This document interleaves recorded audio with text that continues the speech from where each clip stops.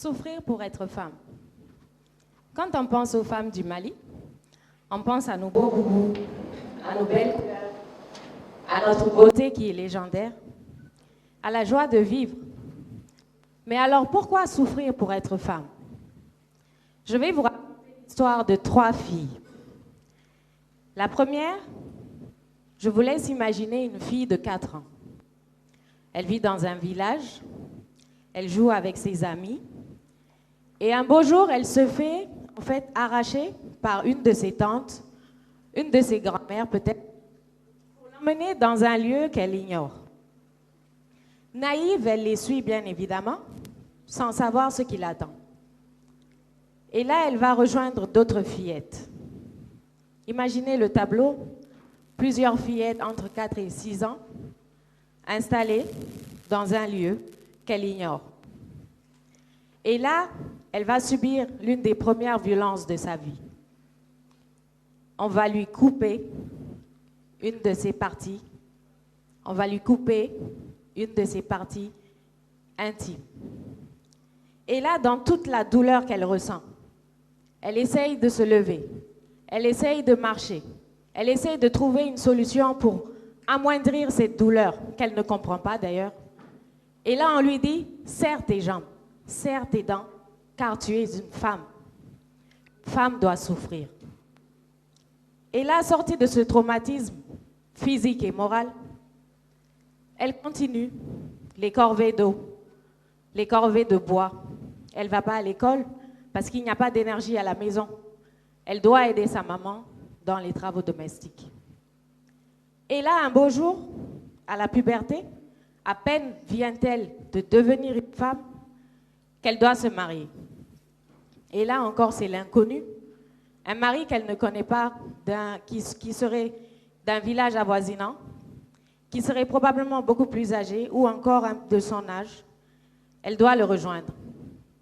Et là, après toutes les festivités, on lui donne un conseil très simple. Tu vas chez ton mari, c'est ton père, c'est ta mère, c'est Dieu sur terre. Tu fais tout ce qu'il te demande, sans penser.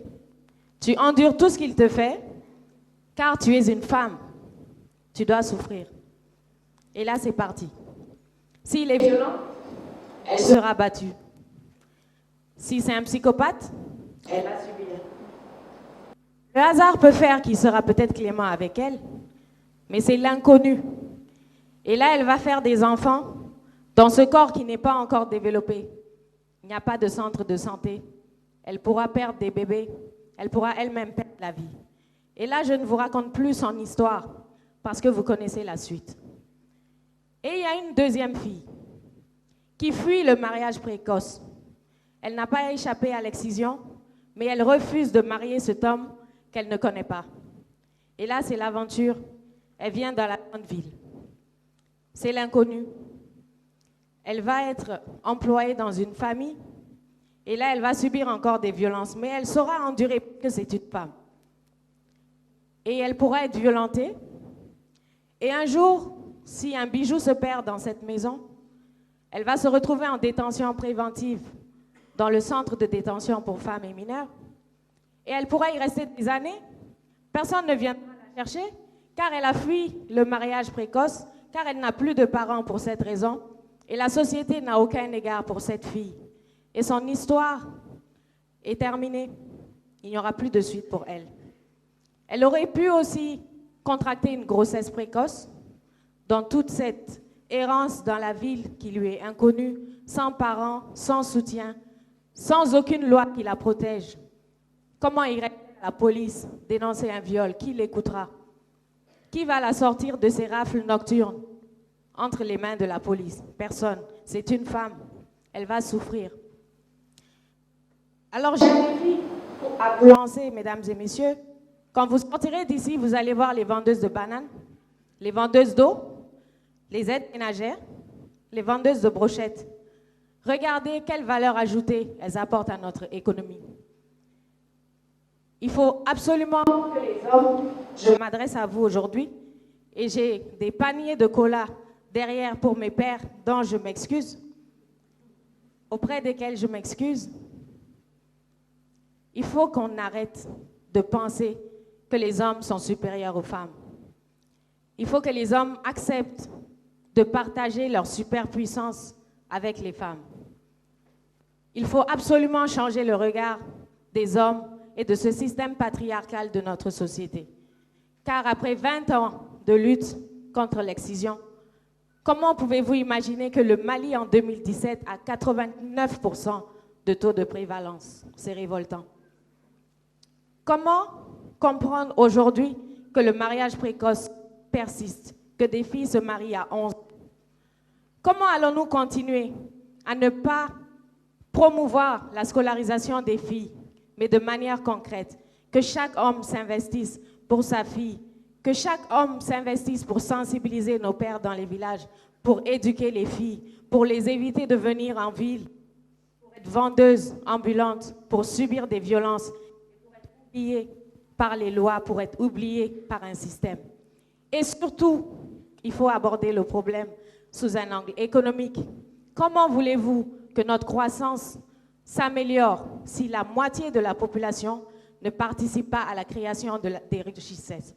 Parce que toutes ces filles qui viennent en ville, est-ce que vous imaginez que leur seule ambition, c'est de venir acheter quelques habits, retourner se marier et c'est terminé? Elles ne contribuent pas à la création de la richesse.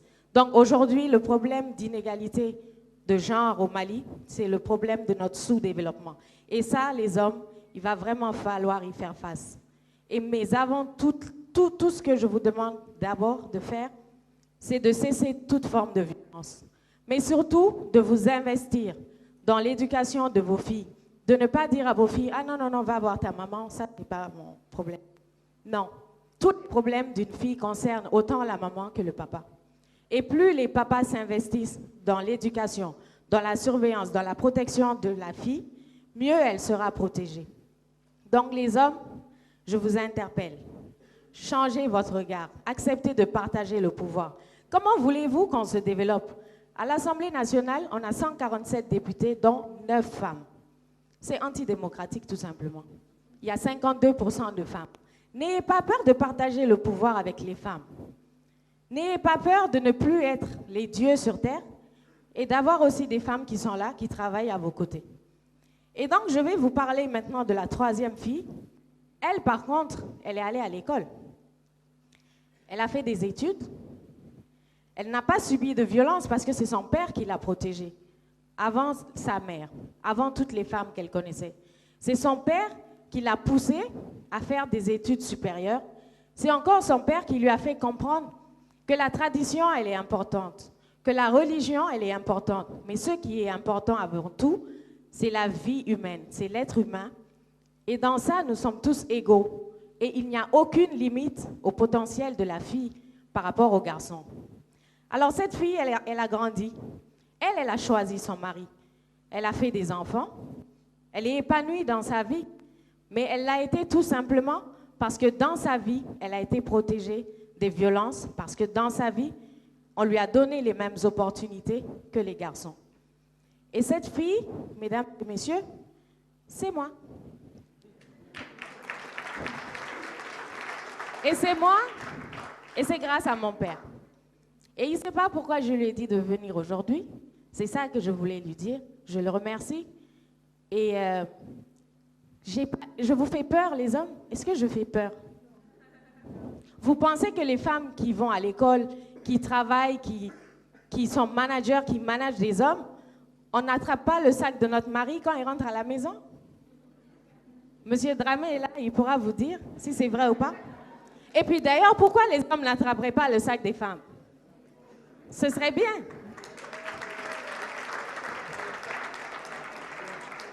Tout simplement pour vous dire qu'il n'y a pas de raison d'avoir peur des femmes qui sont ambitieuses ou des femmes qui ont le pouvoir. Et n'ayez pas peur que nous allons en fait renverser la tendance. J'entends ça souvent. Il n'y a aucune raison que cela arrive, mais il faut vraiment comprendre que les questions de genre, ce n'est pas les femmes. Le problème du genre, le problème de discrimination et d'inégalité dans notre pays est la première cause de notre pauvreté aujourd'hui. Et tant qu'on ne va pas régler cela, la moitié de la population ne pourra pas développer le Mali sans l'autre moitié. Et donc, j'aimerais aujourd'hui dire autre chose. Et là, j'ai encore des paniers de cola pour mes mères. Il est temps d'arrêter de perpétuer des traditions qui nous font souffrir. Ta fille vient te voir en te disant qu'elle a été battue par son mari. Tu lui dis, moi j'ai vu pire, retourne. Ta fille est née un peu chétive, tu peux quand même lui faire subir l'excision. Pourquoi? Et donc, je crois que en Bambara, on dit il faut aussi qu'en tant que femme, nous prenions notre responsabilité pour sortir de ce statut d'infériorité, pour sortir en fait de ce système qui fait de nous des victimes et que nous-mêmes, à certains moments, nous perpétuons. Parce que la violence, je vous dis, elle peut causer...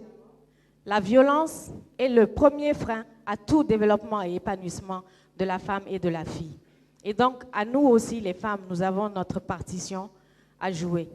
Et donc, j'invite vraiment les hommes dans cette salle à changer votre regard sur les filles, mais à changer votre regard sur toutes ces filles. Vous allez sortir, vous allez... Et c'est elle le Mali. Quand on dit 52% de la population est féminine, elle a moins de 15 ans. Et elle n'est pas loin, elle est là. Elle ne contribue pas à créer de la richesse. Elle ne rapporte aucune valeur ajoutée. Et tant que ça se passera ainsi, on ne se développera pas. Mais avant tout, mesdames et messieurs, cessons toute forme de violence et de discrimination à l'endroit des femmes et des filles. Et cessons de perpétuer ces pratiques traditionnelles néfastes qui ne nous permettent pas d'avancer aujourd'hui.